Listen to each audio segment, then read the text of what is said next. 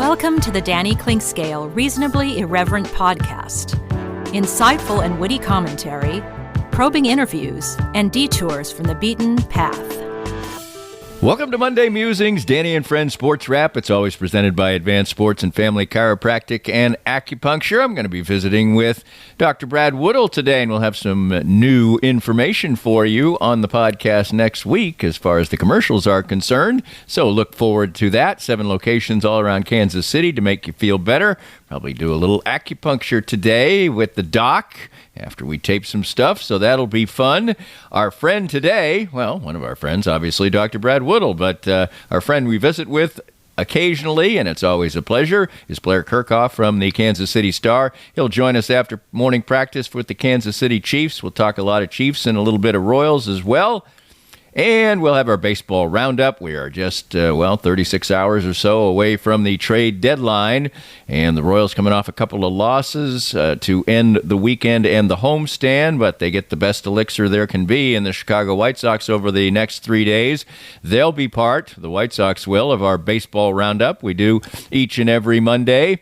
We'll talk Sporting Kansas City and the Kansas City Current, both winners in outside of league play. Well, one was called the League's Cup in the case of Sporting Kansas City. They get a victory, and the Kansas City Current in the Summer Cup get a victory. Talk a little bit about those.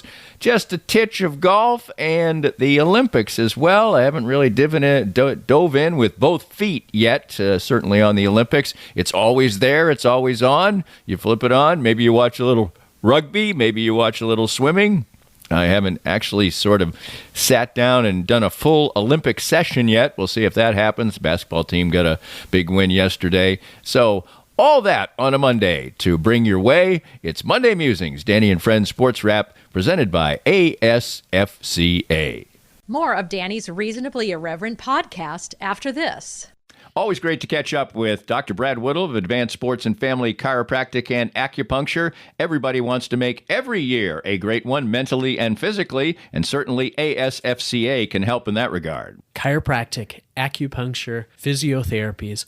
We're going to address the body and the mind to keep you in great shape. With winter moving into spring, we don't want to have the opportunity to get hurt or to be slow and not do what we used to do, right? Absolutely right, and you can do that in a variety of ways. We can. We love looking at the body and how it moves, looking at the posture and how it holds us to be strong, to be safe, and really to help us do those things we love to do. The wide variety and range of services you can get helps in that regard at Advanced Sports and Family Chiropractic and Acupuncture. 7 locations all around the Kansas City area. Find the one that's most convenient for you. And for more information, visit asfca.com/Danny. That's asfca.com/Danny. We're here at the 23rd Street Brewery with Matt Llewellyn. And Matt, you've got a great menu. You fine-tuned it a little bit. Great beers. There's always something to be had to put a smile on your face at the 23rd Street Brewery. Oh, you bet. And Brian Haney would always say, come have the Haney turkey stack. Bill Self would say, come have the Bill Self pasta. I would say, come have the Bill Self pasta. It's great. Great mac and cheese, buffalo mac and cheese, and we've got a ton of other menu items that you're sure to love. We've got a great brewer who's brewing great beer, and if you like craft beer, our guy's the way to go.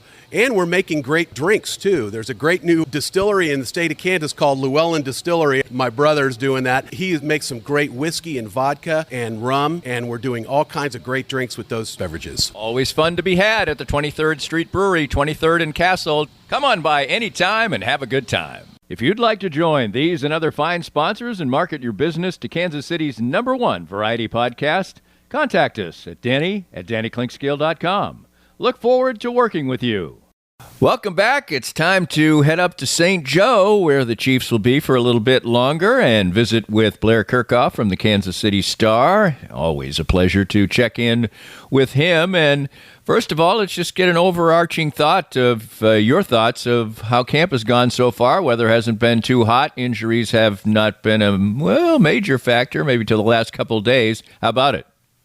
Yeah, you're right. It hasn't been too hot, and they got through the first, couple weeks pretty injury-free, but both of those conditions have changed. It is now hot, and it's going to be a warm week in St. Joe. And, on the sideline watching training camp are the Chris Jones and Justin Reed and Derek Nottie and Nazeeh Johnson and Justin Watson. So they've started to pile up a little bit here. Nothing serious, nothing that that should have impacted the team at the start of the season, but just some nagging stuff. They did get some good news earlier this week, with the return of Joe Tooney, the All-Pro guard. So he was back, and he's back at practice. And but all in all, I think it's been a pretty good camp for the two-time defending champions, and I've seen nothing that dissuades me from thinking that they've got a good shot at a third straight. Of course, the way that media moves fast these days, I'm sitting around in the morning and all of a sudden on Twitter, X, whatever you want to call it, Chris Jones stuff is coming up and people are going, oh, Chris Jones is going to get the veteran day off and all that stuff. Turns out he does have a slight injury, but there was a little buzz about that. And I wouldn't have blamed him or the Chiefs for having him inactive for a day.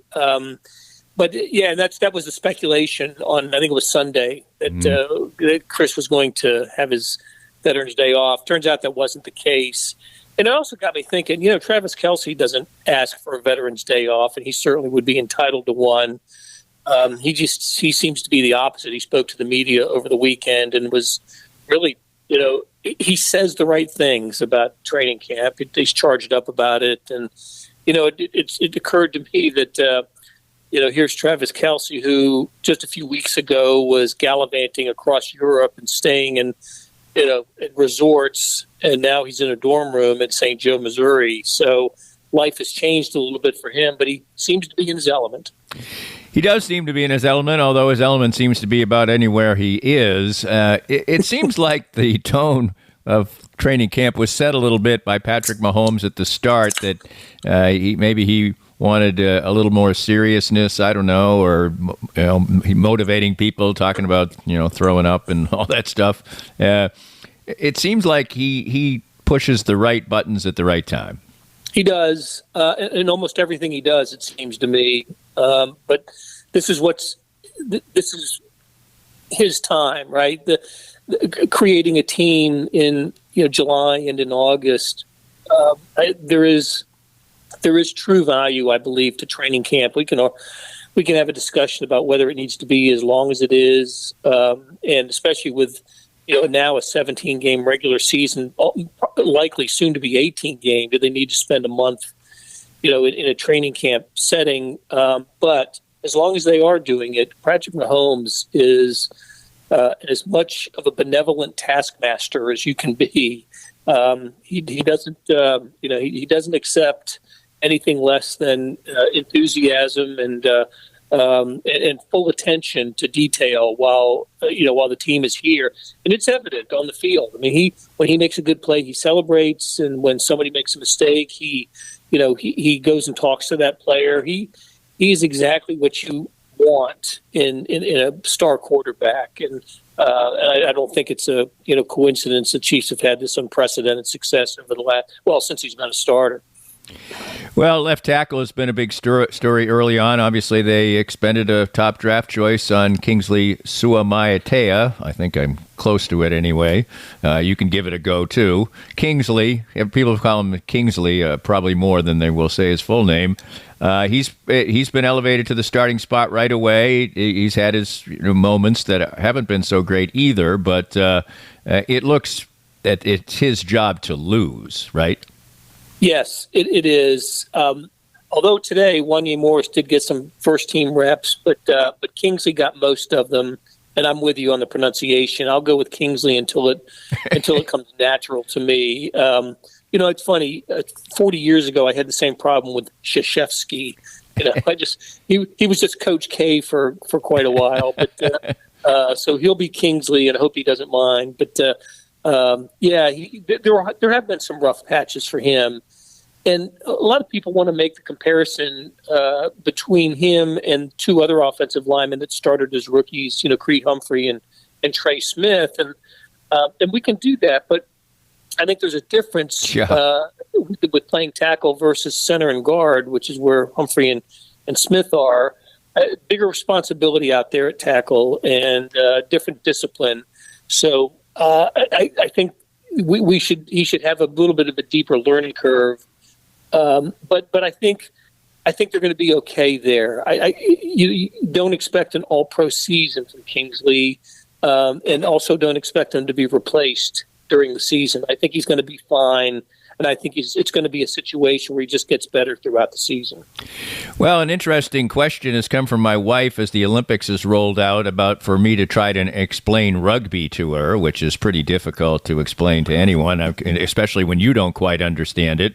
But the NFL kickoff rules are going to create a rugby-like play, I think, and Dave Tobe has gone back and forth about how he wants to handle that and seems to have changed his mind a little bit, at least for the time being. He has. We've watched it over the last couple of days in practice. They have spent almost the entire special teams period on kickoff returns with the new rule, and in both cases, Harrison Butker has been basically the only person with kickoffs. We thought originally, and the Chiefs supported this notion that would you be better off with a Justin Reed kicking, having an additional defensive player on the field for tackling in this new setup, and now we get to training camp and it's all Butker doing. I guess they've determined that where the ball is placed is the paramount importance, getting it exactly where you want it. So they've been kicking, when they practice kickoff coverage, they kick it to the sides, either side, and they try to pin the return player in the corner and basically have them start in a disadvantageous position. So it's going to be different. It's going to be unique, fun to see. I'm not sure if we're going to see a bunch of – we'll see action. We'll see run backs. I'm not sure we're going to see a lot of touchdowns that some people are expecting. We haven't seen much of anything like that here in training camp. Of course, no tackling to the ground either yet. So it's mostly, let's see where the best positioning is and how we can, take advantage of the new rules. And to be honest with you, I haven't seen much in the way of big breakthroughs, right, or how I don't know. I'm not expecting for such a monumental change. I'm not expecting much. Well, we talked about tackle. Are there other positions that you have your eye on a little bit? A few, yeah. Wide receiver, of course, is one. We've only had a few days in camps where this was the case, but it is a noticeable difference when the Chiefs come out on offense in an 11-on-11 drill, and you've got Hollywood Brown, Xavier Worthy, and Rashee Rice as your starting wide receivers. There is speed, there's talent, there's skill. It just is a whole level of new offense weaponry for the Chiefs. And that's, look, they still have Justin Watson, who they like. They're still trying to figure out what to do among Kadarius Toney and Sky Moore and Cole Hardman and Justin Ross. But with those three, Brown, Worthy, and Rice, you've got a real NFL wide receiver core, and that's been fun to watch. And Xavier Worthy has just been terrific here. He hasn't been there every day. He had some illness early, and of course he missed a lot of the OTAs, right, with the injury. But when he's on the field, he is noticeable. So I'm really looking forward to that. I'm also looking forward to, we know that Trent McDuffie's the guy that's going to step into the L'Jarius Sneed role and be the number one cornerback. I'm not 100% sure what they're going to do behind him and how that's going to unfold, who the 2 and the 3 corners are for the Chiefs. And, what a luxury it was for the Chiefs last year to have Sneed as your 1 and McDuffie as your 2. McDuffie made All-Pro as a slot corner last year. Now, there's a lot of candidates, and they do like Najee Johnson, the draft pick from 2 years ago, but even he's been hurt here lately. So I'm curious to see how that unfolds as well. Linebacker is going to be fun because of Drew Tranquill has had an outstanding camp, and Leo Chanel, I think, is a very good player.